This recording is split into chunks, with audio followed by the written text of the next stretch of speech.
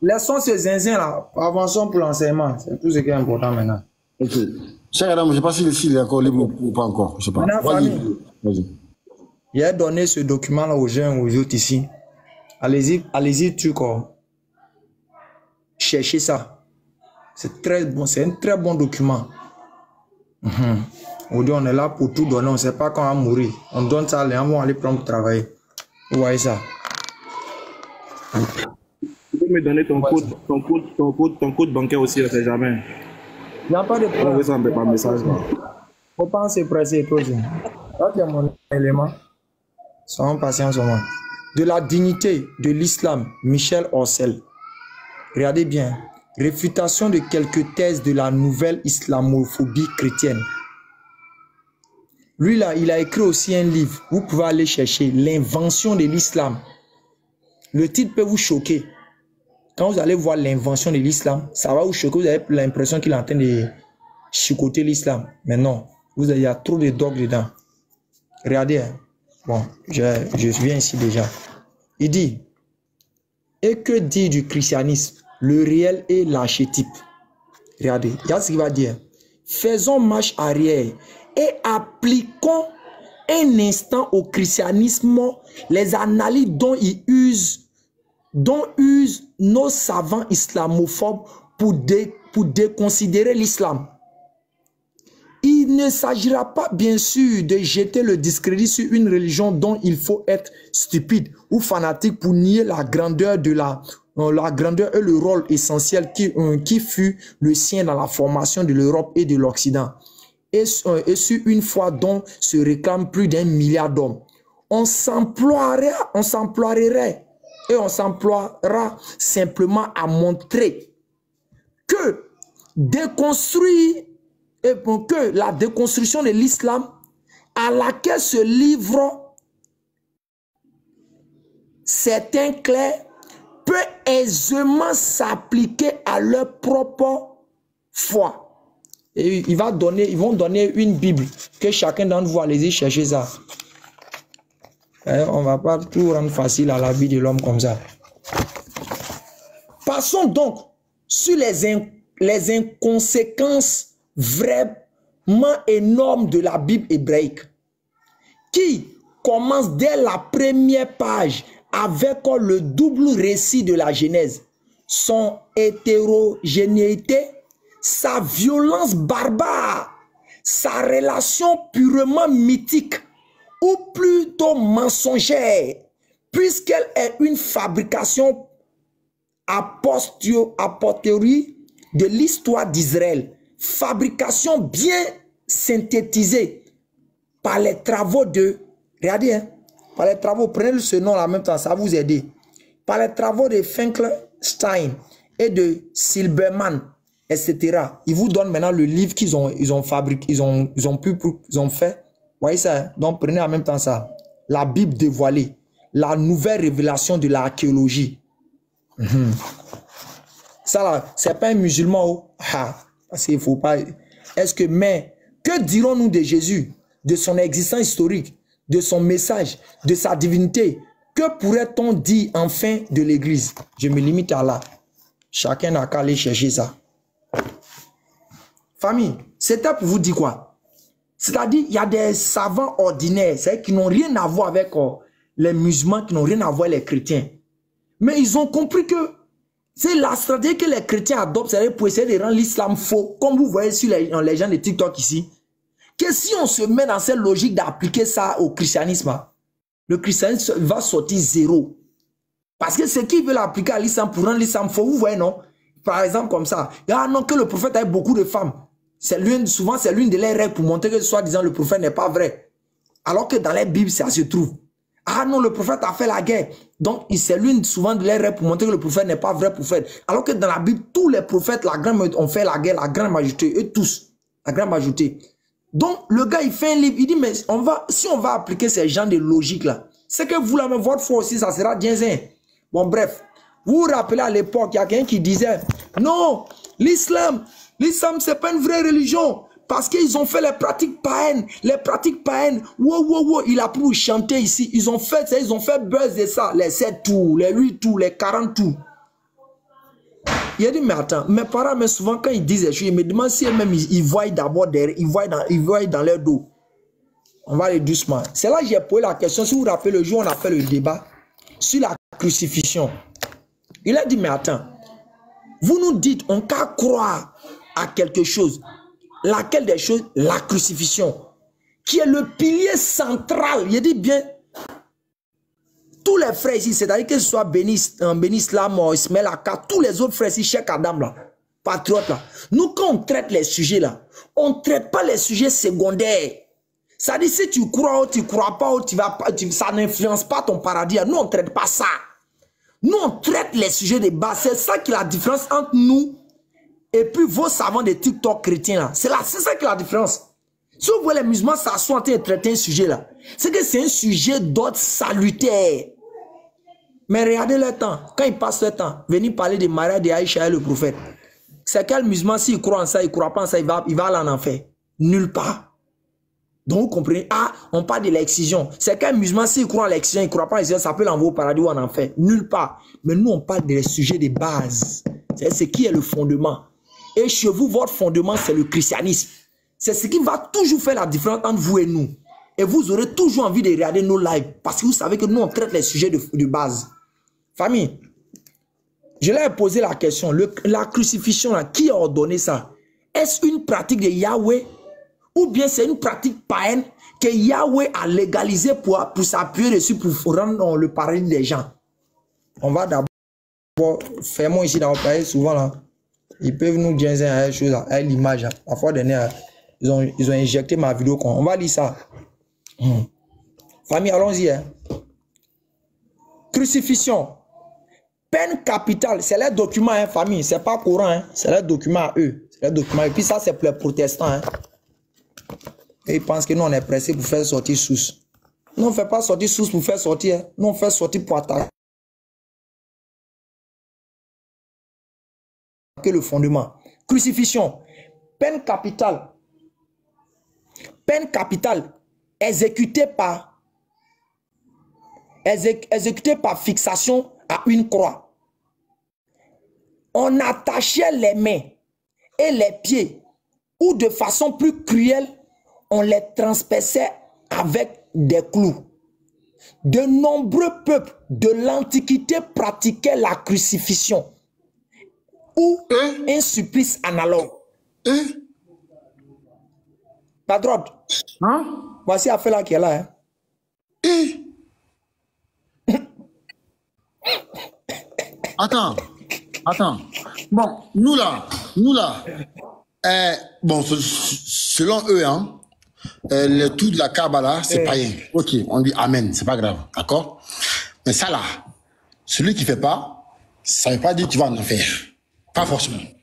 Okay. Mais eux là, la base de leur foi, c'est-à-dire, si tu ne crois pas à ça là, tu vas en enfer là. Donc c'est païen. Claire. C'est païen. C'est propre. C'est païen. Faut même regarder. Et puis on va voir ceux qui faisaient ça. Et puis ceux qui faisaient ça là, selon la Bible, ils étaient considérés comme qui? Selon les dieux. On reprend encore. Peine capitale exécutée par la fixation à une croix. On attachait les mains, les pieds ou de façon plus cruelle, on les transperçait avec des clous. De nombreux peuples de l'Antiquité pratiquaient la crucifixion. Enregistrez famille. Ou un supplice analogue. Primitivement, on l'employait un simple pieu de palissade ou de fortification ou un pal pointu à son extrémité. Instrument souvent représenté, écoutez bien, représenté sous les bas-reliefs et bien connu de qui? Padrone. Des Assyriens.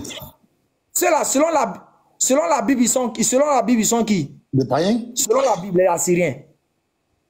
Des païens, non? C'est pas des païens. Mais bien sûr. Deuxième groupe. Les Perses. Les Perses. Deuxième groupe de païens. Les Carthaginois. Troisième groupe de païens. Et les Égyptiens, c'est les Babatiens même, ceux qui ont frappé les enfants de Dieu. selon nos parents. Les babatiers même de la mécréance, selon Jésus là-bas. Les Égyptiens. Parfois, on attachait seulement ou on suspendait le condamné au poteau jusqu'à ce que mort s'en suive.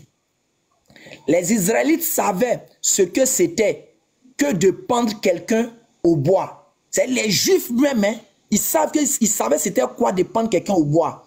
Et on te donne la référence. Nombre 25, verset 4, Josué 8, 29, 2 Samuel 21, verset 9. Ce supplice était pour eux le signe de quoi? Ah, de malédiction. D'une malédiction spéciale. Non. Ah ouais. Maintenant, chose, le client va venir maintenant. Paul voit dans ce texte l'annonce prophétique de la malédiction que le Christ devait subir sur la croix à notre place. Ouais. On a, maintenant, si comptez, hein, premier groupe de païens, ça fait 1. Deuxième groupe de païens, ça fait 3. Et ça fait 2. Troisième. Quatrième. Regardez maintenant, viens ici. Les Grecs, ça fait combien? Les Grecs étaient de quoi? Selon la Bible. Vous voyez maintenant les babatiers. Les Grecs et les Romains modifiaient. C'est même pas les dieux qui a modifié à faire des crucifixions. C'est les païens encore qui modifient. Les Grecs et les Romains modifiaient de bonne heure le poteau primitif en le surmontant d'une traverse. C'est ça, c'est devenu une crucifixion maintenant. Et c'est devenu comme une croix. Avant, là, c'était un bois seulement, on te mettait. Maintenant, les Grecs et les Romains, là, eux, ils ont modifié ça, ils ont modernisé ça. Pour mettre maintenant un autre bois dessus. À nous aller. Ces deux, écoutez bien, ces deux... Écoutez la partie, famille. Les Grecs et les Romains modifiaient de bonne heure le poteau primitif en le surmontant d'une traverse. C'est d'eux que les Juifs apprirent la crucifixion proprement dite.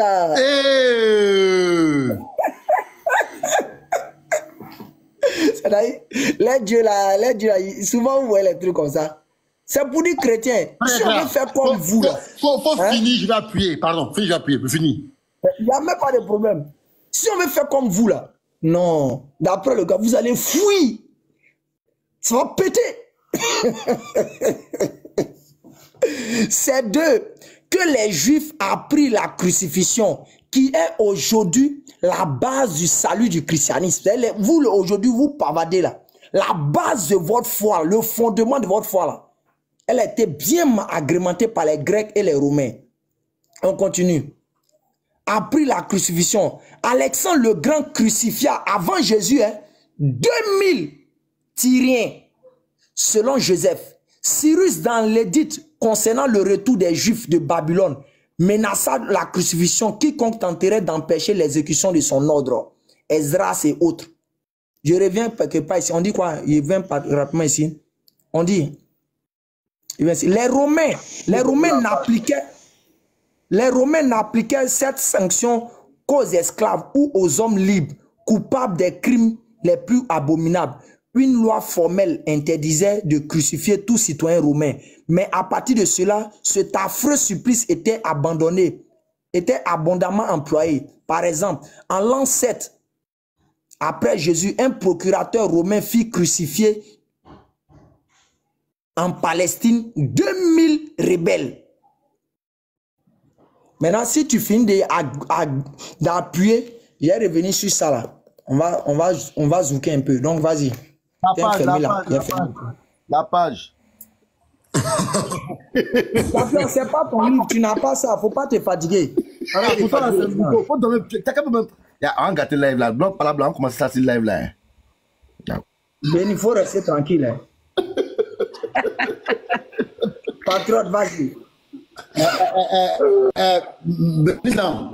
Ustaz, avant que je commence à bombarder là, j'aimerais d'abord que tu écoutes une vidéo. Voilà, vraiment, d'accord? Parce que je veux que tu écoutes ça, de donner ton avis là-dessus, d'accord?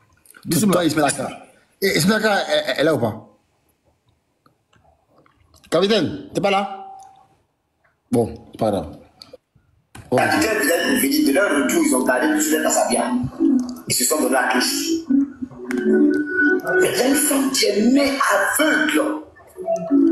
Donc ici, la femme est née aveugle. Hein? Aveugle. On continue. Ça prie partout, tout le monde court pour entrer sous la bâche. Je suis resté sur le soleil. Elle est la seule qu'on devait prier pour aller sous la bâche. Mais il n'y avait pas quelqu'un. C'est ça. Lorsque le Seigneur fait son entrée, le Seigneur il est très, très puissant et sage. Le roi des rois. Quand j'ai dit à la dame, maman, tu fais quoi là pendant que tout le monde est sous la bâche? Elle dit, maintenant, maman, non. Elle va rentrer comment sous la bâche? Elle ne sait pas. Elle ne sait pas. Sa fille l'a abandonnée là. Pour aller s'arrêter aussi parce que sa fille aussi ne connaît pas. J'ai dit, qui connaît cette dame? Il y a d'autres qui ont dit, oui, elle est mon équipe du même village. Elle est avec depuis combien de temps? J'ai dit, tout le monde était sous la bâche. Moi, j'étais seul avec les malades qui sont en dehors de la bâche. Mais j'ai dit, je ne vais pas prier pour tout le monde. Non. Shalom, maman. Mais quand j'ai dit à la dame, je n'ai rien à t'offrir, ni le bonheur, ni rien. Si c'est la volonté du Seigneur, Seigneur Jésus, ouvre les yeux de cette dame. Tout simplement. J'ai demandé à la dame, ferme tes yeux et ouvre.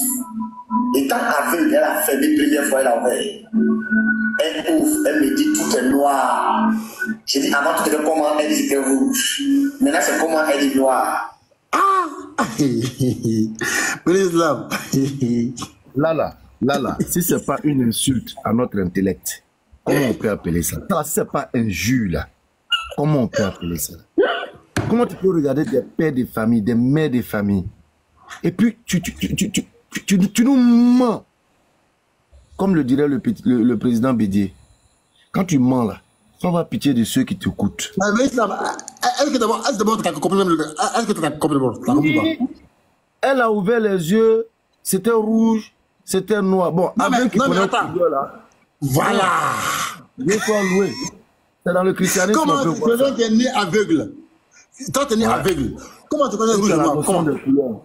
La notion de couleur. Scanner. En fait, moi, quand je regarde ce visage-là, je vois quelqu'un dans le fond qui est malade. Je ne sais pas s'il a été malade ou pas, hein, mais dans le fond, c'est comme un convalescent. Et puis, je vois dans son regard même un vieux djinn de l'époque de Adam.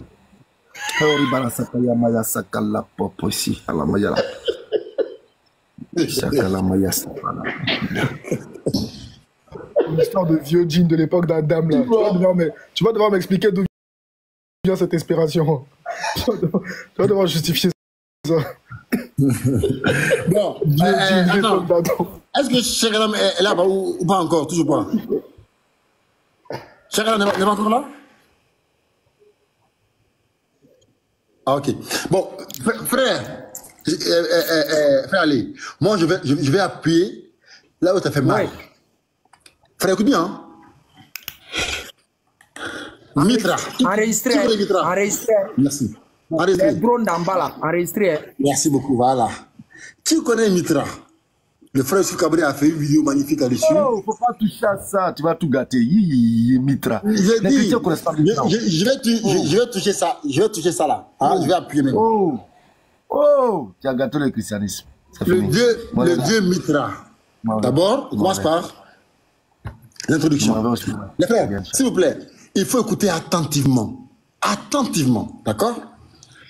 Aborder Mitra et son culte est relativement complexe, et ce pour de nombreuses raisons. En effet, ce dieu fut adoré de l'Inde à l'Espagne, de l'Écosse à la Syrie, des bords du Rhin au territoire du Maghreb et de l'Égypte. Il fut vénéré à travers les âges de différentes manières et rattaché à différents courants religieux. Donc, il a été rattaché à des courants religieux du 14e siècle avant Jésus-Christ. Donc, il a été créé 14 siècles avant Jésus-Christ. Ok. À l'Empire romain, sans oublier l'Empire achénide de Perse, aborder le culte de Mitra. On dit aborder le culte de Mitra renvoie au domaine religieux de manière générale. de l'apparition de ce Dieu et de l'évolution de celui-ci, ce qui obligerait à aborder 1. Le masdéisme, 2. Le zoroastrisme, 3. Le mithracisme en lui-même, 4. Le manichéisme, 5. Le christianisme. Oh! J'ai dit, on va aller étape par étape. En fait, je vais doser. Je vais doser étape par étape. Vous allez entendre des choses que vous n'avez jamais entendues. On dit que aborder ce Dieu Mithra là, voici ici, il est là. On dit aborder ce Dieu là, c'est parler du christianisme. Mais pourquoi on a fait un lien? Pourquoi? Question. On va voir ça en bas. On va voir ça, les frères, en bas. Regardez. On prend ici. Naissance, donc, si on dit qui est Mithra, donc on parle de qui il est. C'est-à-dire le symbole, voilà, tout ça, d'accord? Et ici, on dit la naissance de Mithra. La naissance de Mithra n'est pas la scène la plus représentée de son histoire, mais elle apparaît en différents endroits de l'Empire romain, comme sur une stèle actuellement au musée de Newcastle et provenant de Hawstead, sur une stèle provenant de Mitraeum de Trèves. On dit une statue actuellement au musée des Thermes de Dioclétien, ou encore des stèles présentées au musée de Krasklub. Voilà. On dit, il s'agit de la pétrogenèse, Petra Genestrix, Mithra naquit, donc on dit ici, il est né, hein, il naquit de la pierre, peut-être... Les chrétiens, tapotez le live, les chrétiens. Écoutez ici, hein, on dit, Mithra naquit de la pierre, peut être au solstice d'hiver, soit le 25 décembre, date qui devint à la fin du IIIe siècle le Natalis Solis Invecti, la naissance du soleil. Hey, j'ai dit, vous allez lire l'heure. Frère, allez, Ouais. qu'est-ce que les chrétiens fêtent le 25 décembre? C'est la naissance de leur Dieu, Jésus. Oh bien. Mais pourquoi, quand on parle de mitraïcisme, là, je sais pas quoi, là, pourquoi on parle de christianisme? Et pourquoi est-ce que la naissance de Jésus-Christ est en relation avec la naissance du Mithra? Pourquoi? Question. Les frères, c'est pas fini. C'est pas fini. C'est pas fini. On continue. D'accord? En fait, c'est beaucoup, hein, mais je vais essayer de résumer un peu parce qu'un jour, je vais faire un live spécial pour ça parce que c'est pas prévu. D'accord? Regardez. Ici, on parle de quoi? On dit les différents cultes de Mithra, la liturgie. C'est la partie la plus importante. On dit, en l'absence de Bible mitraïque, l'on sait peu de choses sur la liturgie associée à ce culte. Néanmoins, l'archéologie, l'iconographie et quelques textes tardifs nous éclairent. Le premier élément essentiel à rappeler est le lieu où se déroule le culte. Le Mitraeum, celui-ci n'est pas la maison de Dieu, il correspond à une salle, le Spelaeum, la grotte. Elle est rarement monumentale et mesure généralement une dizaine de mètres de longueur, comme le bâtiment de Marchise. Celui d'Ostie ou encore Mitraeum, Lilborn. On dit, voilà, on dit, on parle des différentes, les différents lieux de culte, d'accord? On dit, les rites semblent pratiquer au moins une fois par semaine le jour de notre dimanche. Trois liens. On dit que le jour de la fête là, c'est dimanche. Trois liens. Frère, allez, quand est-ce que les chrétiens vont à l'église? Le dimanche matin. Merci. Ils vont le dimanche. On continue. Patron, Oui. tu vois comme c'est révélateur. Vous pouvez aller même sur ma page de suite là même. De suite, il a fait une vidéo à 16h30 sur l'affaire d'aller dimanche à l'église. Allez-y sur ma page, vous allez voir. Il vient de faire la vidéo à 16h, affaire de dimanche. Vas-y, frère. Merci beaucoup. On dit, et l'on peut mentionner aussi les fêtes qui, selon le moment de l'année, devaient illustrer la vie de Mitra, à commencer par sa naissance, le Natalis Solis Invecti, le 25 décembre. Donc ici, on dit qu'il fêtait cette fête-là, le 25 décembre. Les frères, qui fête ce jour-là? C'est qui? C'est les musulmans? Non. C'est les kémites? Non. C'est les chrétiens. C'est eux, les chrétiens. On continue. On dit, la messe mitriaque est visiblement en deux temps. L'enseignement comme la catéchèse et le repas vivifiant et régénérant, la Sénat. Ce rite en deux temps est confirmé également par plusieurs stèles bifaces, dont certains pivotent comme celle, on dit, comme celle d'Edahim. Durant ce repas, on offre notamment le pain et l'on consomme du vin, ce qui est très similaire à l'Eucharistie chrétienne. Mais... La scène scène.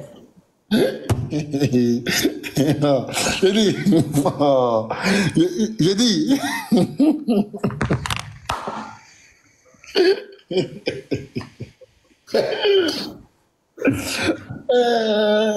En fait, ce qui fait rire, c'est qu'en fait, non seulement Jésus-Christ n'est pas Dieu, mais en fait, ils adorent pas Jésus-Christ. En fait, ils adorent, en fait, non seulement ils pensent adorer Jésus-Christ qui n'est pas Dieu, mais en fait, ils adorent un autre Dieu. Attends, je reviens sur la crucifixion là. Ok, famille. Oui. Famille, écoutez bien, même en grand chose, patron. Famille, écoutez bien ce qui va se passer. Vous savez, ceux qui sont africains comme moi, et comme je sais que la plupart des chrétiens de TikTok là, c'est des Africains comme moi, donc ils peuvent facilement me comprendre et ils peuvent savoir où on s'en va. Vous savez, chez nous en Afrique, chez nous en Afrique, s'il y a les chrétiens ici africains, les brisnip, les je ne sais pas qui, tous les bons là. En Afrique, dites-moi, vous qui êtes africain, que ce soit Ismaël Aka et autres. Bon, Nino, même s'il parle comme les blancs là-bas, mais il est africain. Peut-être la soeur Sabrina aussi, on ne sait jamais. Et je disais, chez nous en Afrique ici, si tu vois ton papa nu là, tu es quoi? Quoi? Bah, tu es maudit, hein? Tu es maudit. Si tu vois ton papa nu, tu es maudit. Wow, c'est grave, c'est très grave. Moi, pardon, hein, je suis du nord de l'Afrique, hein, mais c'est très grave, frère. C'est même pas imaginable. Je te dis, tout le monde a écrit en bas, tu es maudit, ça là, c'est connu de la culture africaine. Excusez-moi, peut-être en Occident, si tu vois ton papa nu, il n'y a pas de problème, puisqu'on voit les choses, les nudistes, tout ça, ils font les cultes, les choses quoi. Mais chez nous en Afrique, dans notre tradition, mais d'abord, quelqu'un qui voit ses parents nus, il est maudit. Et l'islam vient même encore pour appuyer ça. Maintenant, c'est là que vous allez comprendre que cette fois-là, elle est en déphasage, mais avec un bon Africain. C'est un bon Africain là. Il doit rejeter cette fois-là. Non mais, attends, frère, allez, même dans la Bible, lorsque les enfants de Noé l'ont vu, il a fait quoi? Tout nu. Mets le passage, mettez le passage. Vous allez voir ce qui va se passer tout à l'heure là. Voilà. Voilà. C'est dans... Donc tu trouves ça rapidement, je continue. Ok. Donc, non, c'est bon, c'est bon. Bon, j'ai trouvé. Ok. Voilà. C'est dans Genèse 9, 18. On met ça, Genèse 9, 18. Je me mets en grand. Voilà. C'est bien, hein? Même dans la Bible, c'est pareil. Vas-y, on dit quoi? On dit le fils de Noé qui sortit de l'arche était Sem, Cham, Japheth, Cham, le père de Canaan. D'accord? On dit ce sont là les trois fils de Noé et c'est leur postérité qui peupla toute la terre. Noé commença à cultiver la terre et planta de la vigne. Il but du vin, s'enivra et se découvrit au milieu de sa tente. Cham, père de Canaan, vit la nudité de son père et il le rapporta dehors à ses 2 frères. Donc ici, le père de Canaan a vu son père nu, d'accord? Alors Sem et Japheth prirent le manteau, le mirent sur leurs épaules, marchèrent à reculons et couvrirent la nudité de leur père. Comme leur visage était détourné, ils ne virent point la nudité de leur père. Donc ici, il y a un qui a vu que son père est nu, les 2 autres n'ont pas vu. Ou bien, ok, regardez. Oui, c'est ça.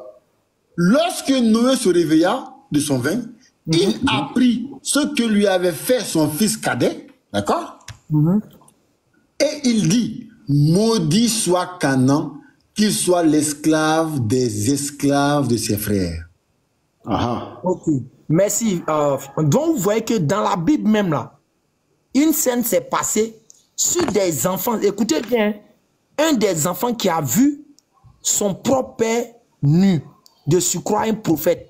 Ce dernier a été quoi? Maudit. Ouais, et mais... dans nos cultures, même en Afrique ici, une personne qui voit son papa nu est maudit. Ok. Que ce soit chez les chrétiens, que ce soit chez les musulmans, est-ce que nos pères là, ils sont mieux que Dieu? Je veux savoir, répondez-moi. Mais jamais, jamais de la vie. Dieu chez le chrétien comme chez le musulman est 1000 fois supérieur. Oh, après, pardon, va, je viens, je suis en train de faire une vidéo. Donc, un chrétien comme un musulman, là, il sait pertinemment que Dieu, là, il est 1000 fois, il a dit 10 000 fois, mais il a dit c'est incontable même, 2 fois supérieur à son papa, n'est-ce pas? On est d'accord? Oui. Ok, maintenant, pour les chrétiens, quand ils viennent nous enseigner le christianisme, ils viennent d'abord avec première action, c'est-à-dire une image de malédiction. Quand ils viennent nous enseigner le christianisme, à quelqu'un il vient de dire qu'il faut adhérer au christianisme, la première base, le premier fondement qui t'enseigne, c'est de te faire comprendre que quoi? Dieu a pris une chair humaine pour aller sur un poteau, pour mourir pour que tu puisses aller au ciel. Et ce Dieu n'est pas parti en quoi? Il n'est pas parti en robe. Il est parti en choses. Les aponies, les caleçons, les caleçons qu'on attache à aponies, c'est ça, il est parti là-bas. Je ne suis pas en train d'insulter quelqu'un. Hein. Si c'est fou, un chrétien n'a qu'à venir me montrer que, selon eux, Dieu qui a pris chair humaine n'est pas allé sur la croix en caleçon. Maintenant, si patriote, ou bien les frères qui sont ici, une personne qui a fait 20 ans dans le christianisme, une personne qui a fait 30 ans dans le christianisme, une personne qui a fait 40 ans dans le christianisme, une personne qui a fait 70 ans dans le christianisme, dans sa tête là, quand il croit que Jésus est Dieu et que Jésus est allé sur la croix là, dans sa tête, il voit Jésus sur la croix comme comment? Je pose la question. Forcément, voilà. Forcément, bon, moi j'avoue, j'ai pas envie de... Ça veut dire qu'un chrétien, pendant 20 ans de sa vie, jusqu'à ce que la mort le prenne, il a dans sa tête une image, une idée de Dieu crucifié dans une chair. Et selon eux, Dieu s'est fait chair. En d'autres termes, chair qu'on voit, c'est Dieu. Donc si Dieu s'est fait chair, qu'il allait sur la croix nue, et que toi, tu as ça dans ta tête, ou bien soit on te montre dans les films, et puis chaque jour tu regardes là-haut, selon la Bible là-haut, quelqu'un qui a vu qu'il regarde son papa nu, en d'autres termes, les chrétiens disent que Jésus est leur papa. Il est leur papa, maintenant il est leur Dieu. Mais si toi tu as vu ton papa nu, et de surcroît tu as vu ton Dieu nu sur une croix en caleçon, selon déjà même la tradition africaine, tu es quoi? En plus, il faut les voir comment ils sont fiers quand ils sont. Faut les voir. Ils sont fiers même. Ils sont fiers. C'est pour cela que, regardez, c'est pas dans le Coran. Regardez, c'est leur document à eux-mêmes. Ils ont fait une représentation déjà de cette scène. Regardez. Voyez la scène qu'ils ont fait pour représenter Jésus. C'est pas moi, c'est eux. Mais non, un manque de respect. Non, pardon, fais ça. Un manque de respect, pardon. Vraiment, oh là là. Non, il faut qu'on dise les choses telles qu'elles sont. Ça veut dire pour eux, je montre rapidement l'image encore, pour eux, pour tous les chrétiens de la terre, Dieu a été comme ça un jour, à un moment de l'existence. Pour tout chrétien, Dieu a été comme ça un jour, à un moment de l'existence. Mais toi, un chrétien, tu penses que Dieu a été comme ça à un moment donné de l'existence, tu es quoi? Si pour toi, Dieu est ton Père, si selon vous, vous êtes les enfants de Dieu, vous êtes les enfants de Dieu, comment vous pouvez accepter que votre Père soit nu comme ça? Comment? Donc vous voyez une telle doctrine comme ça, des gens peuvent adhérer dedans. Une telle doctrine comme ça, c'est ça, ils vont moi m'inviter pendant qu'Allah m'a délivré de la malédiction. Il y a une triple malédiction. Un, Dieu est ton papa, selon eux. Tu regardes ton papa nu, tu es maudit. 2, Dieu lui-même, tu crois l'avoir vu nu, tu es maudit. 3, dans la tradition africaine, tu vois ton père nu, tu es maudit. 4, selon eux, Dieu, il allait être malédiction là-bas. C'est une doctrine qui gravite sur la malédiction. Vraiment. Il est venu pour ça. Donc, avec tous ces détails d'explication, il y a des gens qui continuent toujours. Il est venu pour ça, il n'y a pas de problème. Donc, c'est une doctrine qui gravite autour de la malédiction. Mais comme une doctrine qui gravite autour de la malédiction, tout est malédiction dedans. C'est dans ça là qu'ils vont toi t'inviter à dire de venir adhérer. Et c'est dans cette doctrine qu'ils vont te faire croire que tu... Frère Béni, comme Jésus dit dans la Bible que un mauvais arbre ne donne pas de bons fruits, et un bon arbre ne donne que de bons fruits. Je ne sais pas la phrase en tête. Donc si toute cette doctrine-là repose sur un seul mot, la malédiction, c'est que tout ce qui sort de ça est quoi? Logiquement? C'est malédiction. J'ai rien à dire. Et moi je dis, la fois dernière, j'ai posé la question à un chrétien ici. Je lui ai dit, frère, est-ce que tu accepterais que ton papa soit nu? On met ton papa nu et puis on l'expose devant les gens. Il était là. Il n'a pas pu répondre. Mais comment toi, tu peux ne pas accepter? Tu peux ne pas accepter en tant qu'homme ordinaire qu'on mette ton papa nu. C'est-à-dire, même ton propre petit frère, si tu l'as vu, il a filmé ton papa nu et puis il a mis ça sur les réseaux sociaux, immédiatement tu vas le tabac jusqu'à tuer. Mais comment est-ce possible que quelqu'un a ça en lui? Il ne peut même pas accepter que son papa soit nu. Mais il est plus facile pour lui d'accepter que Dieu qui nous a créés a été comme ça à un moment donné de l'existence. Tu es mort, qu'est-ce que ta photo là? Il a abdos, hein?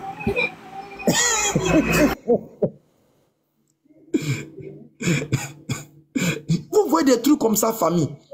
Et c'est à ça là qu'ils vont te faire partie, vont te dire d'aller dedans. Mon frère, tu es mort. Il est temps que tu réfléchisses, mon frère. Tout ce que vos frères font, c'est juste pour se consoler. Hein. Sinon, nous, là, quand nous on parle ici, là, que ce soit Patriote, Nino, élèves de Diané, Ismaël Aka, Sabrina, Electron, Cheikh Adam, ou bien tous les frères bénis, là. Quand vous remarquez, quand nous ouvrons nos caméras, là, nous, on ne parle jamais des sujets, le plus longtemps, on ne parle jamais des sujets secondaires. Nous, on parle des sujets de base, c'est le fondement, le socle. À la différence de vous, qui passez 3 heures du temps pour parler d'un mariage. C'est pour un chrétien sérieux, quand il s'en se connecter sur la page de ses frères chrétiens, et qu'il voit le gars passe 3 heures, 4 heures de temps pour parler d'un mariage, honnêtement, il doit se poser la question, mais attends, est-ce que quand il est en train de parler de mariage, il c'est salvateur pour moi?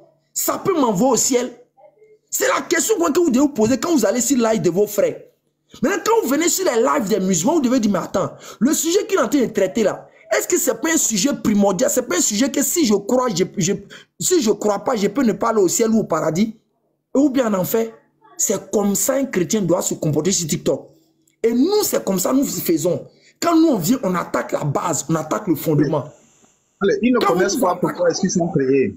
Quand vous nous attaquez matin, midi, soir, pourquoi est-ce qu'il est créé, il ne peut pas te répondre.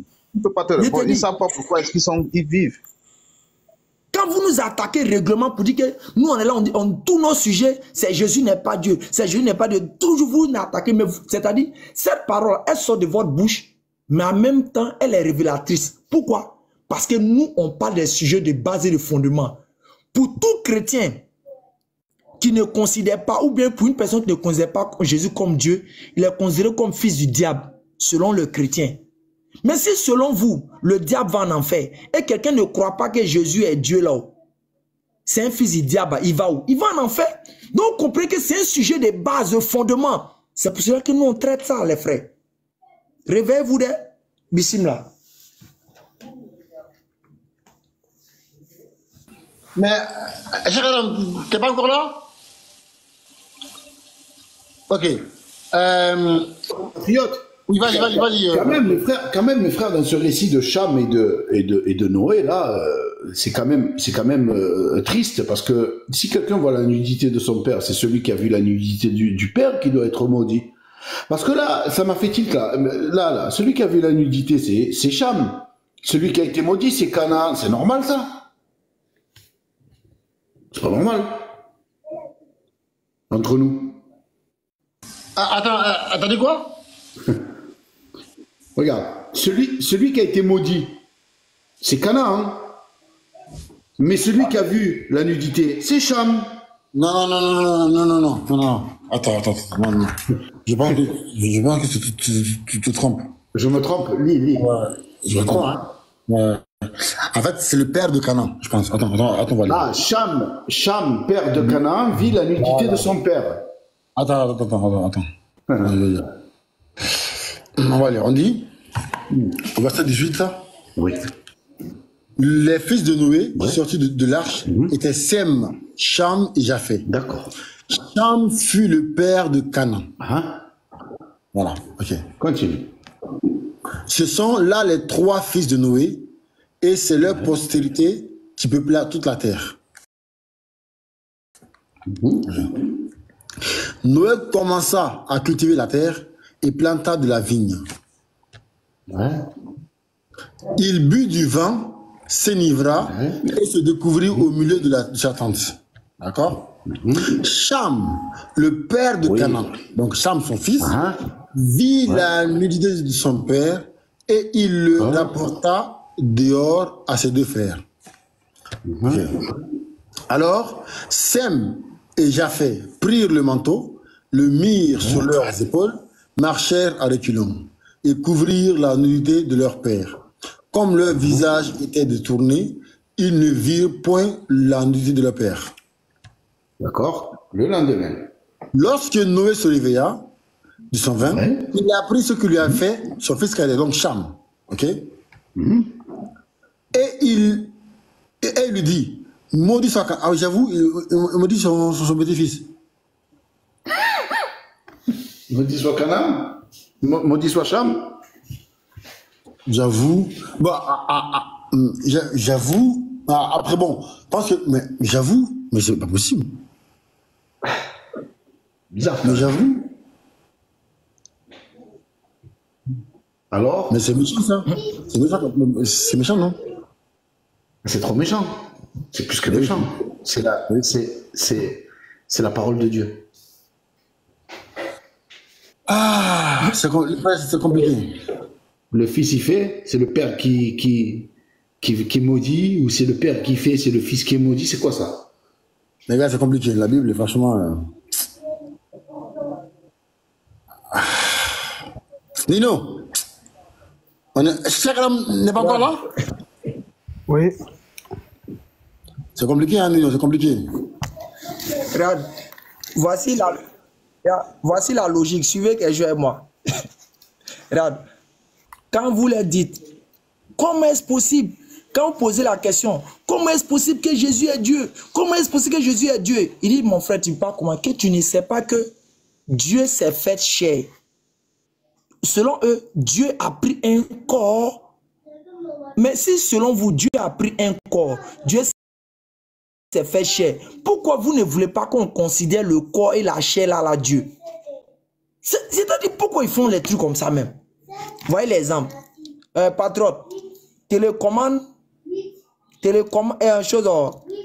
de voiture, c'est fait Lotus. Oui. Est-ce que lotus, c'est pas ça qui est clé de voiture là? Techniquement, oui, effectivement. Oui. Vous dites quelque chose, Dieu s'est fait chair, Dieu a pris un corps en la personne de Jésus, on a compris. Ok, voyez l'exemple ici. Clé de voiture, c'est fait lotus. On ne peut pas venir dire que clé de voiture, c'est fait lotus. Et tu vas nous dire quelque chose, lotus, ça n'est pas clé de voiture. Je vais donner un autre exemple. Bon, c'est pas mon frère. Va démarrer voiture. Mon frère, clé de voiture qui est dans ta main, Dabouki.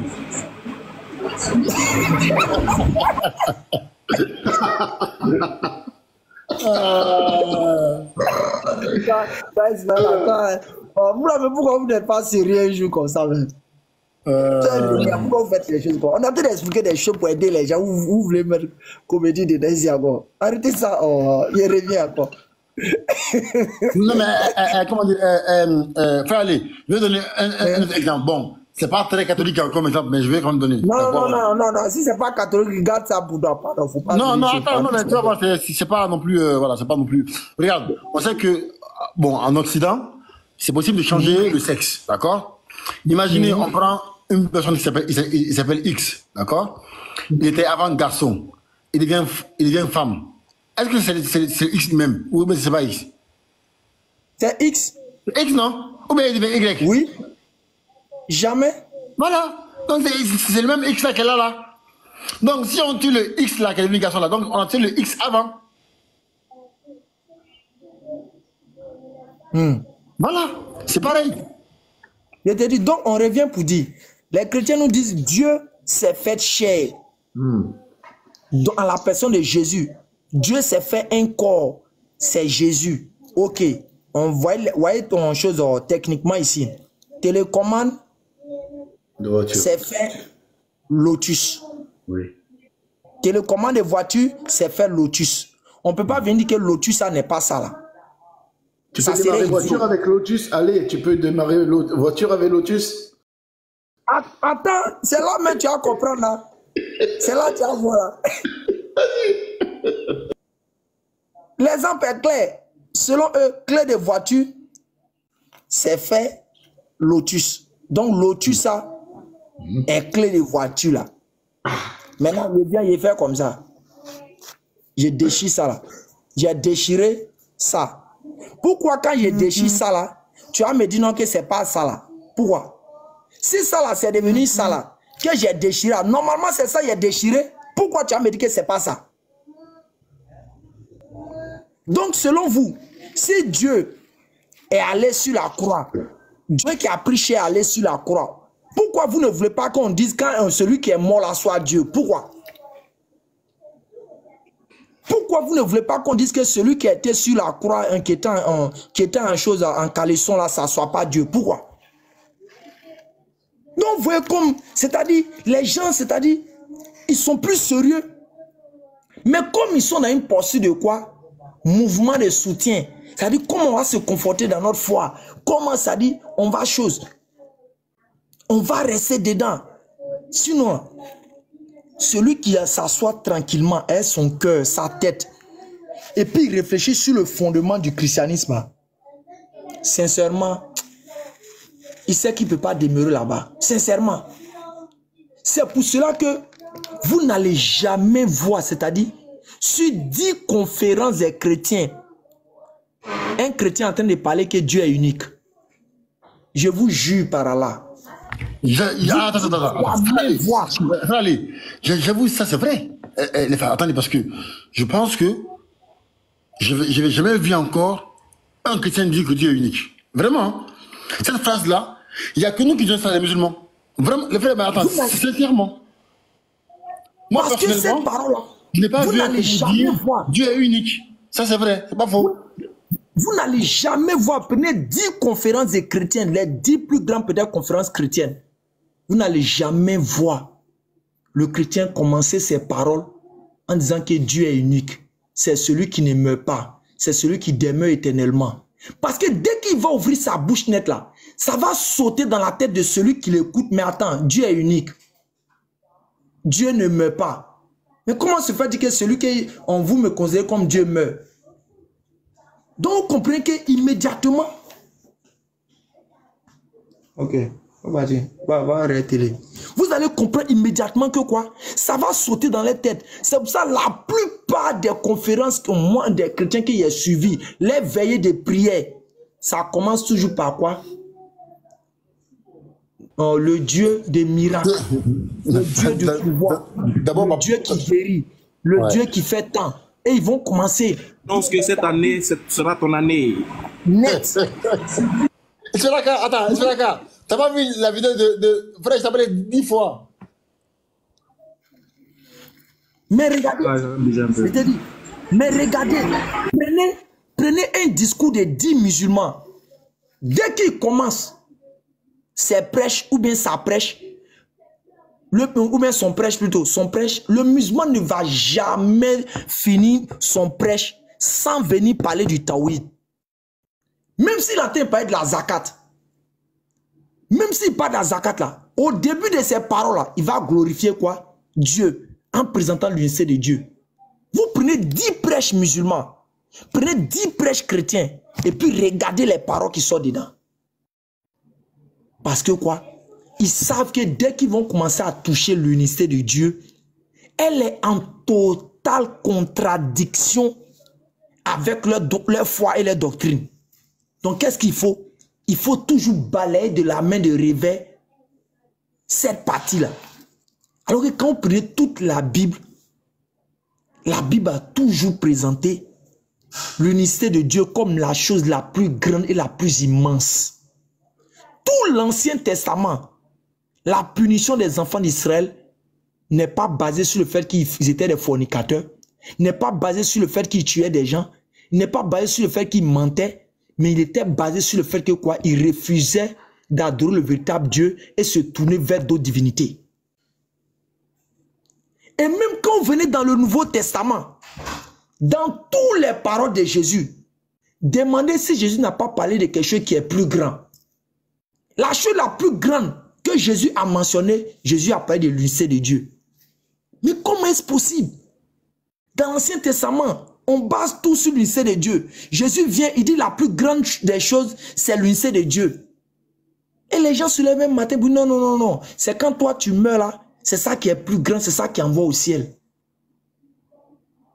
Pour dire famille, nous là, nous on parle des sujets de base. Nous on parle des sujets de fondement. Nous on ne parle pas des sujets inutiles. Nous on ne vient pas parler de mariage. Parce que mariage, c'est pas tout le monde qui se marie, ça c'est un. Parce que mariage, si je crois pas, ça ne peut pas m'envoyer au ciel. Ça là, ça n'envoie personne au ciel. Robe rouge. Non mais... Donc, alors que le diable a pour stratégie quoi? Parler beaucoup de futilité pour détourner quoi de l'essentiel. On dit Satan dort dans vos narines, il fait réunion. Lui, Lucifer, dans vos narines. Mais moi, je préfère ça, Ismaël Aka. Puisque depuis... Est-ce que ça prouve que l'islam est faux? C'est ça la question. Est-ce que ça prouve que l'islam est faux? Cheikh là, voilà. Mais moi, je... Mais pourquoi Satan dort dans vos narines maintenant? Pourquoi? Tous les coins qui sont... Est-ce que ça prouve que l'islam est faux? Les hôtels, tous les grands les hôtels qui existent, les trucs là. Pourquoi c'est dans vos narines là? Lui, il vient dormir. Pourquoi?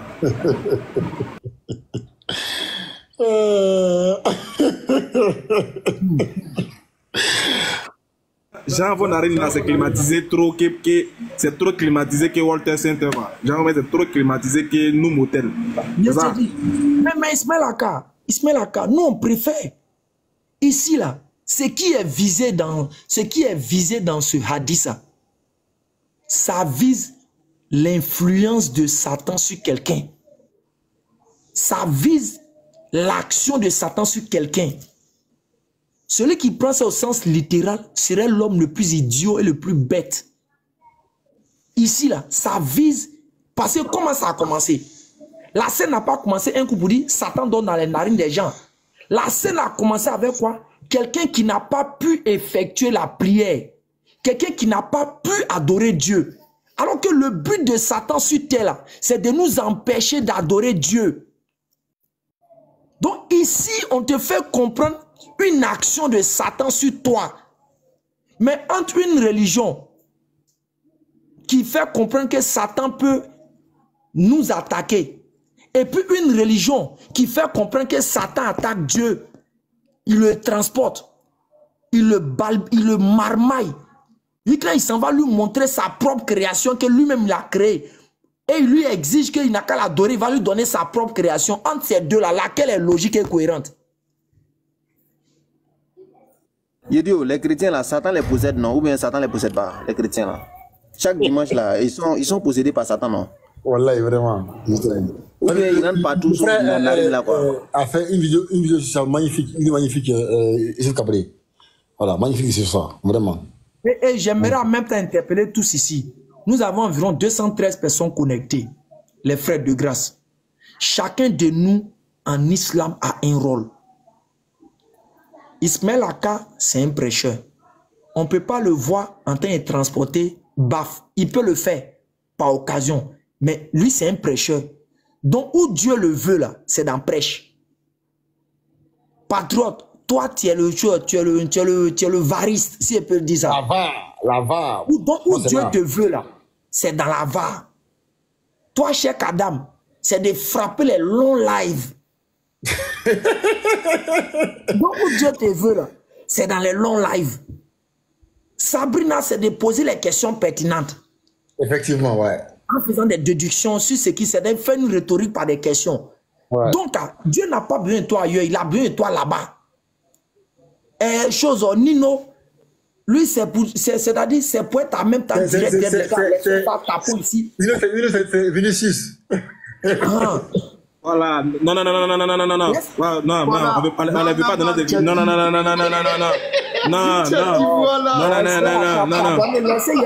Non. S'il vous plaît, pardonnez, s'il vous plaît, pardonnez. Lionze, lui, c'est un tacticien. Il reste ici, il sort ici, il réfute rapidement. Donc, chacun de nous a un rôle. Et quand on voit qu'il y a un là, son domaine dans lequel il est puissant, il est fort là. La première action que le musulman doit faire, c'est de l'accompagner, l'épauler. Allez-y actuellement sur la page de Cabré. Cabré est fort dans les montages et réfutations. Il fait des vidéos magnifiques. Il y a des gens qui m'ont appelé sur affaire de Oubal. Ils m'ont dit qu'ils tremblent sur eux-mêmes, la façon il a démontré. Mais qu'est-ce que TikTok a fait? TikTok a bloqué la vidéo. TikTok a fait la vidéo en sourdine. Mais nous, en tant que musulmans, lui, c'est son domaine comme ça. Il sait faire ces genres de vidéos. Qu'est-ce que nous, on doit faire? C'est pas d'aller partager. C'est pas d'aller mettre des commentaires. C'est pas d'aller mettre en favori, mettre des cœurs pour que la vidéo puisse prendre de l'ampleur, famille. Au moins ça. Vraiment. C'est le minimum qu'on puisse faire. Ou bien ce qu'il est en train de dire là, il parle de lui-même. Il parle pas de lui-même. Vraiment. Il défend la cause de l'islam. C'est pas que quand tu vas partager là. Si les chrétiens avaient un tel monsieur chez eux là, mais on est foutu. Je te dis. Mais on est foutu. Donc quel est le rôle qu'on doit faire? C'est d'aller partager plus lui ses vidéos de réfutation. Puisque nous, peut-être nous, quand nous on réfute, c'est un coup de live. On réfute, on fait chose. Mais lui, il a un domaine spécifique. Allons-y partager, allons-y nous abonner, allons-y mettre en favori. Tout ce que Dieu a fait que le blanc a mis sur une application, là, elle a une utilité. Quand tu mets un cœur, elle a une utilité. Quand tu mets un commentaire, elle a une utilité. Quand tu mets en favori, elle a une utilité. Quand tu partages, elle a une utilité. C'est le minimum qu'on peut faire. Quand tu vas partager, peut-être le jour que toi tu vas partager, ça va arriver dans l'oreille peut-être d'un musulman qu'on voulait égarer. Il va regarder. Et puis toi, c'est comme c'est toi qui l'as sauvé là-bas. C'est-à-dire Cabré gagne. Toi qui as partagé pour que ça arrive là-bas, tu gagnes.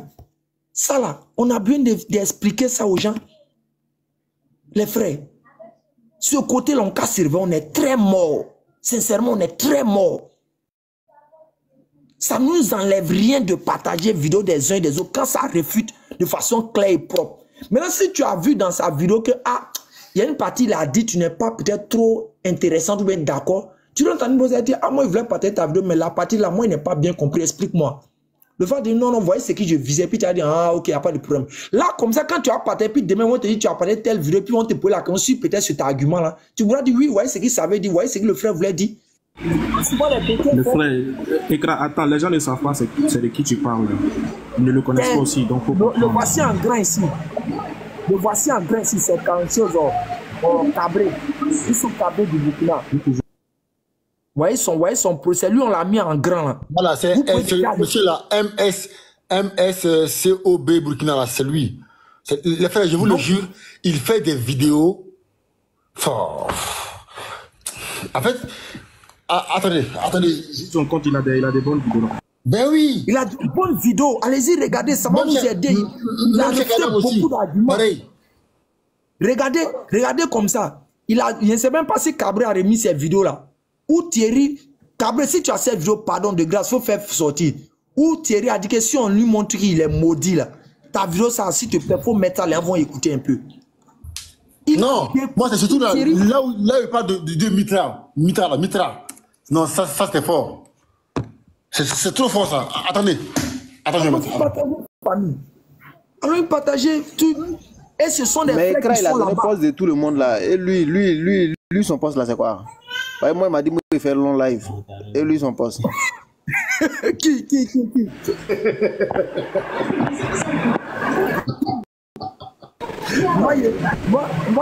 Moi, c'est pas perdu, hein.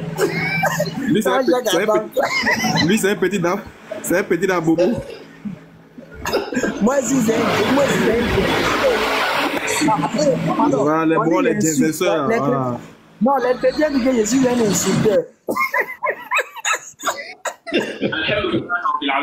Alors, nous poursuivons la bastonnade des cinq esprits d'église qui mentent à longueur de journée. La fameuse preuve que Allah est Hubal et quoi? Est que le grand-père du prophète était un idolâtre et... Regardez, seulement 16 commentaires. Les gars, vraiment, c'est honteux. Je parle vrai, hein. 16 commentaires pour 616 likes. Les gars, c'est honteux. Sans mentir, hein, vraiment, c'est honteux. Vraiment. C'est honteux. Parce que c'est bien de dire, ouais, il est fort. Mais allez, au moins, les gars, mais ça coûte rien de commenter les lives, de les partager, de liker. Ça ne coûte rien. Écoutez la vidéo, écoutez.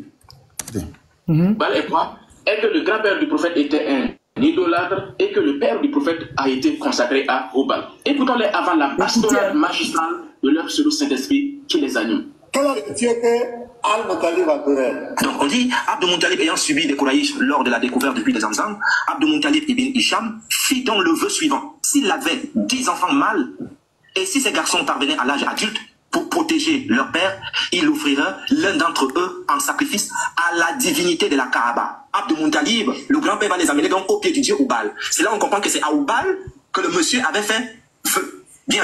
La partie là où Abd Muttalib pas présenté Mohamed. Page 82, ça dit oui. Voilà. Non, attendez, non, c'est pas lui, attends. En fait, il y a deux. Il y a deux, en fait, attendez. En fait, il y a deux. Alhamdulillah Rabbil Alamin. Alors, nous allons ouvrir le dossier du mensonge selon lequel Allah est Hubal. Et nous allons démarrer par une correction magistrale du Saint-Esprit de monsieur le pasteur Palmier, qui va nous prouver sans le savoir non seulement la véracité de l'islam et la fausseté du christianisme et du Dieu qu'il adore, qui va nous prouver par A plus B que son Dieu qu'il adore est tout simplement une congrégation d'idoles antiques. Écoutons-le avant sa bastonnade. Son Saint-Esprit. Je reviens encore, je fais ma conclusion. Pourquoi nous disons que Allah c'est Hubal? Ce sont les pratiques. Le culte qui était dédié à Hubal, c'est le même culte qui est répondu en islam. Continuez. Le pèlerinage qui était dédié à Hubal, c'est le même pèlerinage qui est répondu actuellement. Quelle coïncidence. Le symbole de Hubal, le calendrier de Hubal, c'est le même qui est répondu en islam. C'était une idolâtre qui était dédié à des démons. On a été reconnu, ça a été débat. Et il fallait que soi-disant, il va descendre sur la pour confirmer. Mais c'est Dieu qui a confirmé les pratiques idolâtres là. Il est lui-même. Il est en train de dire aux gens, c'est le même groupe, c'est la même famille, nous sommes ensemble. C'est le même groupe. On va se relaxer, respirer un bon coup, parce qu'on nous sort un peu trop souvent cet argument en carton. Trop c'est trop. On ne peut pas accepter. Alors, comme vous venez de l'entendre, ce passage nous dit que Allah c'est Hubal. On rappelle, Hubal c'était une idole qu'un des habitants de la Mecque a importée dans la Kaaba, dans la maison de Dieu, construite par Abraham et son fils Ismaël pour promouvoir dans cette contrée l'unicité de Dieu, l'unicité d'Allah. Alors, ce pasteur, il nous dit que Allah est Hubal parce que, les pratiques de Hubal ont été reconduites en islam. 2, Allah est Hubal parce que les représentations de Hubal ont été reconduites en islam. Et 3, Allah est Hubal parce que le symbole de Hubal a été reconduit en islam. Déjà, ça c'est faux et c'est très faux et nous allons le prouver dans la deuxième partie. Mais avant cela, Monsieur le pasteur, merci infiniment de nous avoir donné l'occasion de prouver aux yeux du monde, de prouver à toute l'humanité que le christianisme est une fausse religion et que Jésus-Christ n'a jamais et au grand jamais connu cette religion. Mon cher pasteur, donc, malgré que tu sois animé par ton Saint-Esprit, tu ne sais pas que le christianisme que tu pratiques aujourd'hui est tout simplement un plagiat, un copier-coller des pratiques païennes et des symboles païens qui ont existé avant Jésus-Christ. Alors, dis à ton Saint-Esprit de bien s'asseoir et de commencer à prendre note. Mon cher pasteur, l'Eucharistie ou la Sainte Seine, qui aurait été enseignée par Jésus-Christ dans Matthieu chapitre 26, le verset 26 à 28, où on nous dit que Jésus-Christ était assis avec ses disciples. Et pendant le repas, il a donné du pain en disant à ses disciples, mangez cela à ma mémoire, car cela est mon corps. Et il leur donna aussi du vin à boire en leur disant, buvez cela, ceci est mon sang. C'est ce qu'on appelle la Sainte Seine ou l'Eucharistie. Mais cette pratique eucharistique qui aurait été enseignée par Jésus-Christ est une pratique païenne. C'est une pratique qui a été copiée du culte de Mitra. Ce sont les adorateurs du dieu Mitra qui pratiquaient cette scène. Et comme preuve, voulons tout simplement le livre intitulé Les mythes bibliques et leurs parallèles dans les autres religions. L'auteur il nous rapporte à la page 308 de la parole d'un des pères de l'Église, l'un des pionniers de la Trinité, Dieu le Père, Dieu le Fils, Dieu le Saint-Esprit, qui nous dit texto, je cite, l'Eucharistie du Seigneur est sauveur. Comme les mages appelaient Mitra, la deuxième personne de leur Trinité, où leur sacrifice eucharistique était toujours fait exactement et à tout égard, de la même manière que celle des chrétiens orthodoxes. Car tous deux utilisaient parfois de l'eau au lieu du vin, ou d'un mélange des deux. Donc là, on a un père de l'Église qui montre clairement que la pratique eucharistique, qui montre clairement que la Sainte Seine est tout simplement une pratique qui a été copiée des pratiques du faux Dieu Mitra. Oh, un Dieu qui dit monothéiste, le véritable Dieu, le Dieu d'Israël, va-t-il emprunter des pratiques des idolâtres dans sa religion? Jamais. Et ce n'est pas tout. Prenons un autre père de l'Église, Justin le martyr. Lui aussi, il nous dit clairement que cette pratique est une pratique païenne qui a été copiée par anticipation par les démons aux adorateurs de Mitra. Je cite, il dit, Jésus-Christ dit, faites ceci en mémoire de moi, ceci est mon corps. Puis ayant pris une coupe et rendu grâce, il dit, ceci est mon sang, et le leur donna à eux seuls. C'est ce que les mauvais esprits ont en effet enseigné à faire par imitation dans les mystères et les rites initiatiques de Mitra. Car vous savez, vous pouvez savoir que du pain et une coupe d'eau ou du vin sont distribués avec une certaine incantation lors de la consécration de la personne qui est initiée au mystère de Mitra. C'est incroyable. Donc là, on nous montre clairement que l'Eucharistie, la Sainte Seine chrétienne, est tout simplement une pratique païenne. Comment un Dieu qui dit monothéiste, le véritable Dieu, le Dieu d'Israël, va-t-il emprunter des pratiques d'idolâtres dans sa religion? Jamais. Il la force d'un esprit, jusqu'à avoir la représentation. Ça, c'est 2, les pratiques. Donc, tu peux soi-disant dire que tu as détruit la représentation, mais si tu continues le culte qui était dédié à cet esprit, il est là, parce que l'esprit n'est pas physique. Et ce n'est pas tout. Le culte de dimanche, c'est une pratique du dieu Mitra. Prenons le livre The Pagan Christ de Tom Harper à la page 81. Il nous montre clairement que la Sainte Seine, l'Eucharistie, est tout simplement une pratique du faux dieu Mitra. Et par la suite, il poursuit en disant le culte de dimanche, Pasteur Ménard, le culte de dimanche était aussi copié du Mitra. Ce sont les adorateurs de Mitra qui adoraient leur Dieu le dimanche. Et cela a été aussi copié par le christianisme. Donc en clair, le pasteur Ménard, il adore le Dieu Mitra. Il adore une congrégation de fausse divinité qu'il appelle par ignorance Jésus-Christ, qui n'est pas le vrai Jésus-Christ. C'est une idole. Le Dieu Mitra ne peut pas emprunter les pratiques des idolâtres. Bon, j'ai dit la force d'un esprit, jusqu'à avoir la représentation. Ça, c'est 2, les pratiques. Donc, tu peux soi-disant dire que tu as détruit la représentation, mais si tu continues le culte qui était dédié à cet esprit, il est là, parce que l'esprit n'est pas physique. Et à partir de ce moment-là, il va conserver le jour de l'adoration du Dieu Soleil. Et ce jour de l'adoration du Dieu Soleil qui est le dimanche. Et vous savez, lorsque Constantin arrive, il va conserver l'adoration du Dieu Mitra. Parce qu'à chaque jour était assigné une divinité.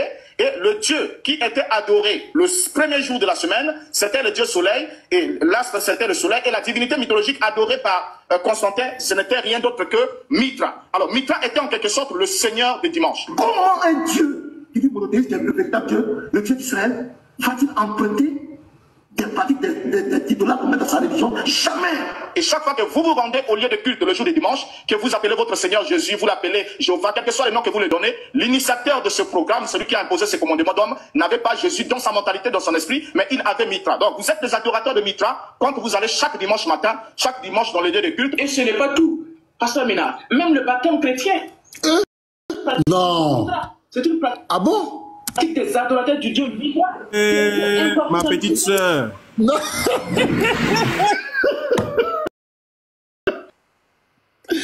Non, les frères, je vous le jure, il mérite.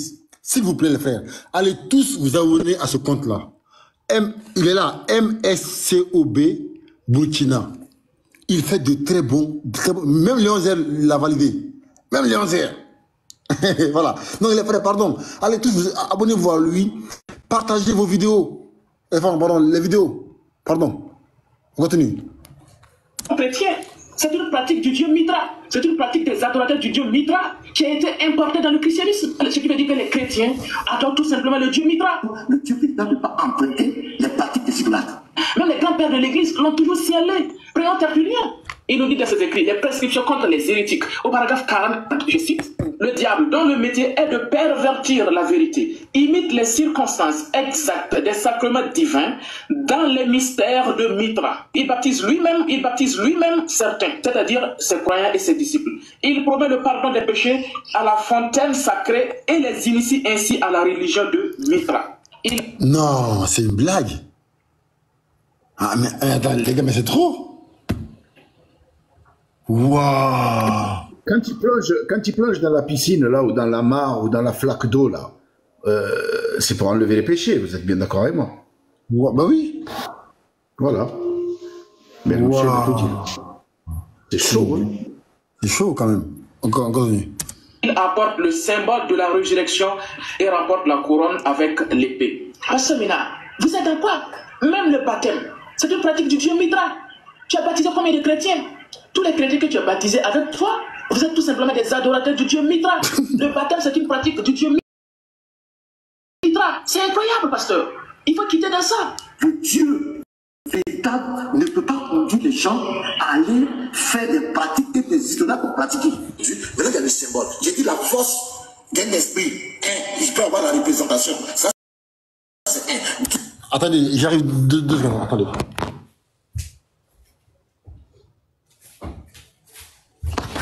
Bon, bon. Justice pour Mitra, hein. On continue. Que les pratiques.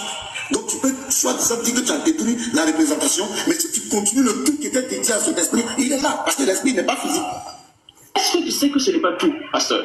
Regardez le parcours que l'on donne à Jésus-Christ dans la Bible. Ils nous disent que Jésus-Christ, qu'il est Dieu, le Logos fait chair, qu'il est mort, qu'il est ressuscité. Tout ça, c'est faux. Mais regarde tout ce parcours-là. Ça, c'est le parcours de Dieu païen. Donc, ça veut dire que si votre Jésus-Christ, il a respecté tout ça, ça veut dire que vous adorez un faux Jésus. Vous adorez une idole païenne. Et la preuve, prenons Justin le Martyr, dans Apologie pour les chrétiens, à la page 65, il nous dit, lorsque nous disons que Jésus-Christ, il est le Logos, le premier né de Dieu, et qu'il a été engendré sans union charnelle, qu'après avoir été crucifié, il est mort, il est ressuscité, il est monté au ciel, nous n'annonçons rien d'inouï, nous n'annonçons rien de nouveau par rapport à ceux que vous appelez les fils de Jésus. Non. Attends, c'est une blague. Mais attends, check Adam. Attends. Tu dois faire un featuring avec Léon Zer, hein? Non. Monsieur Cabri, tu dois faire une collaboration avec Léon Zer. C'est pas possible. Ouais. Et qu'il a été engendré, Justin le Martyr, dans Apologie pour les chrétiens, à la page 65, il nous dit, lorsque nous disons que Jésus-Christ, il est le Logos, le premier né de Dieu, et qu'il a été engendré sans union charnelle, qu'après avoir été crucifié, il est mort, il est ressuscité, il est monté au ciel. Nous n'annonçons rien d'inouï, nous n'annonçons rien de nouveau par rapport à ceux que vous appelez les fils de Jésus. Justin le matin, il nous dit que le parcours que les chrétiens attribuent à Jésus-Christ, qu'il est mort, qu'il est le premier-né de Dieu, qu'il a été crucifié, qu'il est mort, qu'il est ressuscité, qu'il est monté au ciel. Il dit que ce parcours, ce trajet, est tout simplement les parcours qui ont été attribués au fils de Jésus, au faux Dieu. Donc vous adorez un faux Dieu? Je dis la force d'un esprit. Un, je peux avoir la représentation. Ça c'est un. Deux, les pratiques. Donc tu peux soi-disant dire que tu as détruit la représentation, mais si tu continues le culte qui était dédié à cet esprit, il est là, parce que l'esprit n'est pas physique. Mais chers chrétiens, vous adorez une congrégation d'idoles et vous venez accuser les musulmans d'adorer une idole. C'est incroyable. Voici des gens qui adorent Mitra, des gens qui adorent une congrégation d'idoles, le temps du matin, Mitra, etc. et qui viennent accuser les musulmans d'adorer un faux Dieu. C'est incroyable, chers chrétiens. Et ce n'est pas tout. Et pasteur Palmier, tu disais aussi que la force d'une idolâtrie, la force d'une divinité résidait aussi dans le symbole. Maintenant, il y a le symbole. Je dis la force d'un esprit, il y a le symbole. Le symbole, c'est sa signature. C'est son cachet. Pasteur Palmier Ménard, est-ce que vous saviez que le symbole principal, le symbole central du christianisme, qui est la croix, est un symbole des faux dieux? Non, ça c'est faux. Non, ça c'est faux. Ça c'est faux. Non, ça c'est faux. C'est son cachet. Pasteur Palmier Ménard, est-ce que vous saviez que le symbole principal, le symbole central du christianisme, qui est la croix, est un symbole des faux dieux antiques, donc d'origine satanique? Est-ce que vous le savez? Point d'interrogation. Maintenant, il y a le symbole. J'ai dit la force d'un esprit, il y a le symbole. Le symbole, c'est sa signature. Chers chrétiens, la croix, le symbole de la croix est le symbole du faux dieu babylonien Tamour. Le pasteur muni de son Saint-Esprit ne sait pas ça. Les chrétiens munis de leur Saint-Esprit ne savent pas ça. C'est incroyable. C'est pourquoi nous, au mouvement scientifique ici, on donne les cours gratuits au Saint-Esprit. Dites à vos Saint-Esprit de prendre place, de prendre leur stylo et de commencer à prendre note. Ah mais passez. T'as vu ce qu'il a dit? Il a dit, mais en fait, nous là, notre collectif, on donne cours au Saint-Esprit. Non mais en fait, le frère là, lorsque les chrétiens s'attaquent à Allah, ils s'attaquent aussi à leur Dieu, tu vois. En fait, lorsqu'ils s'attaquent à Allah, c'est le diable. Lui, il prend aussi le Saint-Esprit, tu vois. En fait, il rétorque. Voilà, c'est tout. Et son Saint-Esprit ne sait pas ça. Les chrétiens munis de leur Saint-Esprit ne savent pas ça. C'est incroyable. C'est pourquoi nous, au mouvement scientifique ici, on donne les cours gratuits au Saint-Esprit. Dites à vos Saint-Esprit de prendre place, de prendre leur stylo et de commencer à prendre note. La croix est d'origine diabolique. Ça vient des idoles. Prenons le dictionnaire explicatif de l'Ancien Testament et du Nouveau Testament de Ville. Il nous dit à la page 138, la foi de cette dernière, la croix, trouve son origine dans l'ancienne Chaldée. Elle était utilisée comme symbole du dieu Tammuz, ayant la forme du mystique Tho, l'initiale de son nom, dans ce pays et dans les terres adjacentes, y compris l'Égypte. Donc ici, les historiens nous montrent que la croix était le symbole du dieu Tammuz et le symbole des dieux égyptiens. Et ça, c'est visible même aujourd'hui avec les Kémites qui portent à longueur de journée la croix. La croix est d'origine païenne. À l'origine, ça vient des dieux païens. C'est pourquoi je vous dis, les chrétiens adorent un Dieu qui est tout simplement une congrégation d'anciennes idoles païennes. Le Jésus-Christ que les chrétiens adorent, ce n'est pas le vrai Jésus-Christ, c'est une congrégation de divinités païennes. Une congrégation de Mitra, étoile du matin, etc., etc. Et même le Dieu étoile du matin, qui était un faux Dieu adoré par les païens et qui s'est incarné dans le christianisme après le départ de Jésus.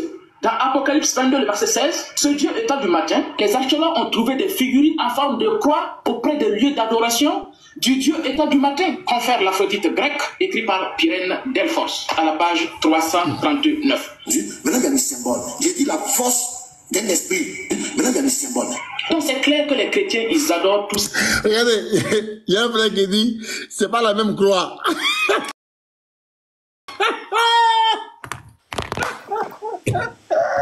Vraiment, elle est là.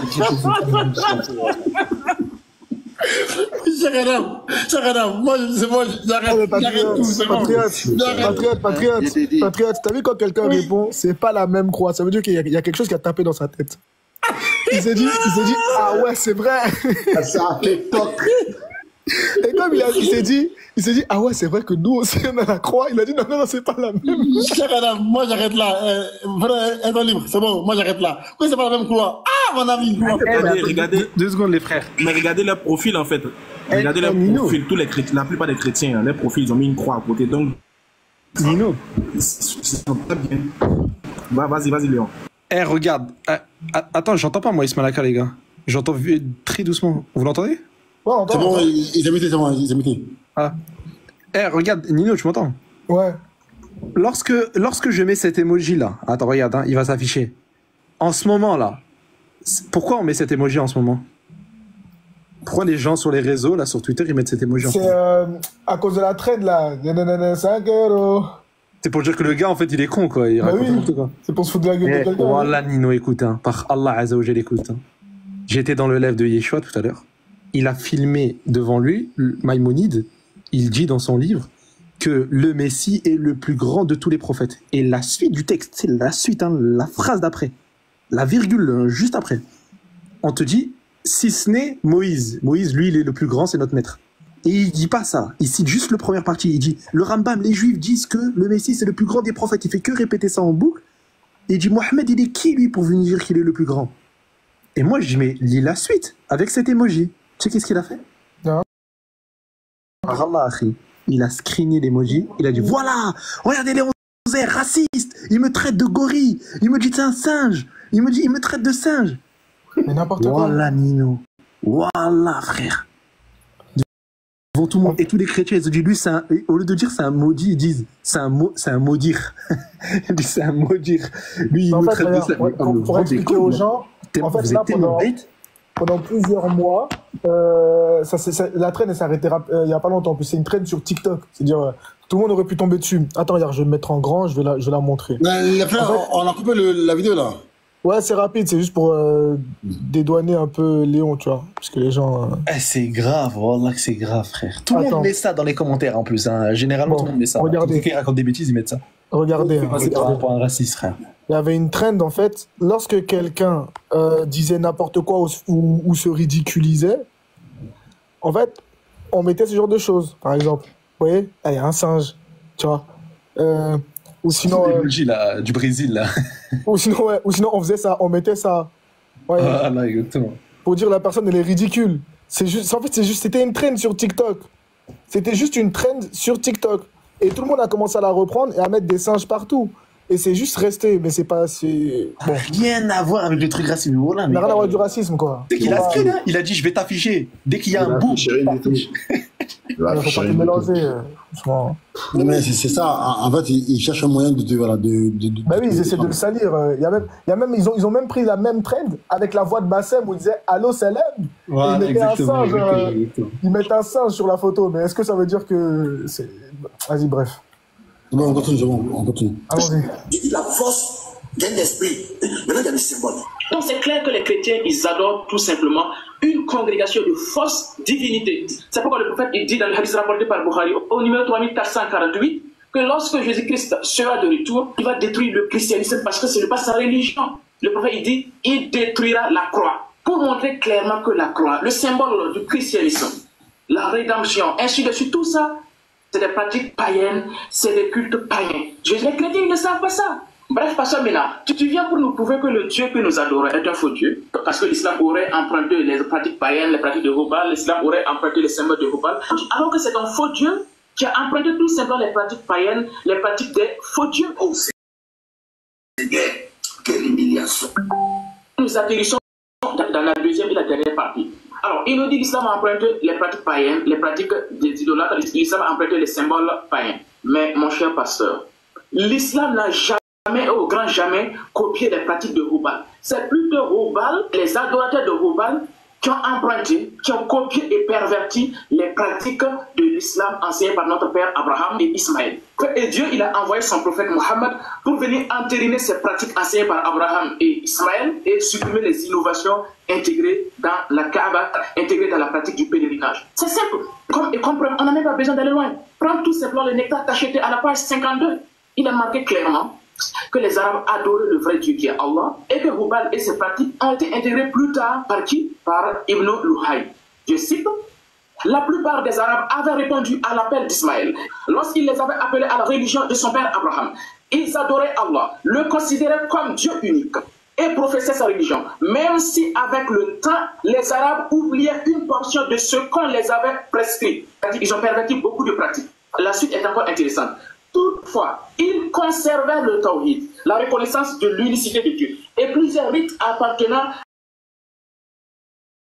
à la religion d'Abraham. Les Arabes, malgré qu'ils soient tombés dans l'idolâtrie, ils ont conservé quoi? Ils ont conservé certaines pratiques de ce que Abraham et son fils Ismaël a enseigné. Et le prophète, lui, il est venu entériner cela, et ils ont conservé aussi plusieurs rites appartenant à la religion d'Abraham.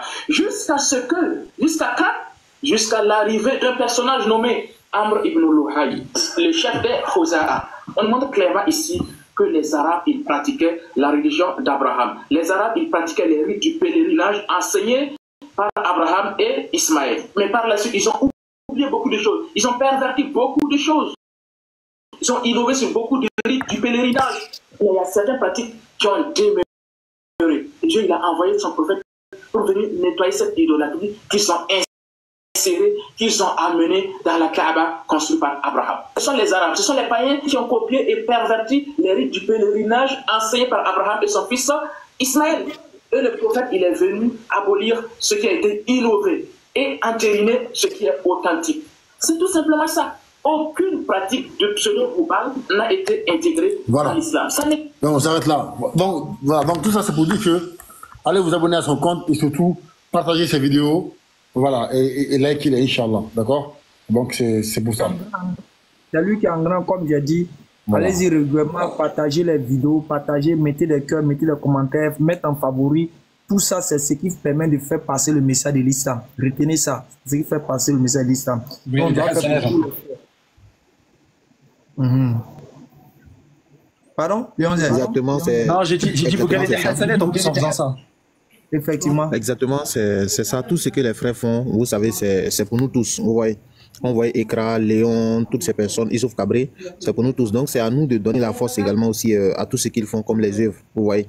Par exemple, quand lui il fait des vidéos, Issouf Cabré, vous commentez, vous partagez, vous publiez, c'est très bien. Est-ce que vous voyez? Voilà, il faudrait qu'on se mette au travail dans ce côté-là, parce que ce côté-là, comme Ekra l'a dit, on est mort. On ne travaille pas beaucoup sur ça, tu vois. Tout le monde va voir les vidéos et puis voilà, chacun ne dit rien, il laisse comme ça, tu vois. Alors que eux, malgré que ce n'est pas vrai ce qu'ils disent, mais ils publient, ça partage de partout. Est-ce que vous voyez? Donc s'il vous plaît, allez-y partager les vidéos du frère, allez-y commenter. Barakallahu fik. Oui, merci encore. Merci. Mais le fait juste d'écrire, masha'Allah, un cœur, un pouce, c'est rien que ça, c'est alhamdoulilah. Au moins vous avez participé. On participe. Au moins on participe. C'est vrai, c'est rien. Hein. C'est rien de mettre un pouce, un petit cœur, masha'Allah, qu'Allah te protège, qu'Allah te préserve. Ben, voilà. Apportez votre pierre à l'édifice, comme on sait très bien le faire, nous, les musulmans. Venez les frères. Et aidons-nous les uns les autres. Sinon, comment voulez-vous qu'on avance? Si on avance d'un côté et que de l'autre côté, on est coincé, c'est pas possible. On ne peut pas avancer que d'un côté, c'est pas possible. Ça marche pas. Soyons unis, mais marchons ensemble. Et tapons fort de chaque côté. Voilà, c'est tout. Alhamdulillah, on a des frères qui sont masha'Allah, que Dieu, pardon, qu'Allah a pourvu de science, d'intelligence, plus que d'autres, alhamdulillah, qu'Allah leur en rajoute, et qu'Allah fasse qu'on soit comme eux. Vous voyez, Amin. Et bien, allez, il faut donner de la force. Il ne faut pas hésiter une seule seconde. Il faut donner de la force. Vous êtes contents? Alors, quand il se passe des problèmes, on est tous là à dire oui, mais ouais, non. Mais quand il y a les solutions là, vous n'êtes pas content? Quand la vidéo qu'a mis Patriote là, le frère, la vidéo qu'il a mis là, toute l'explication du frère là, ça vous a pas fait plaisir? Vous n'êtes pas fiers quand même?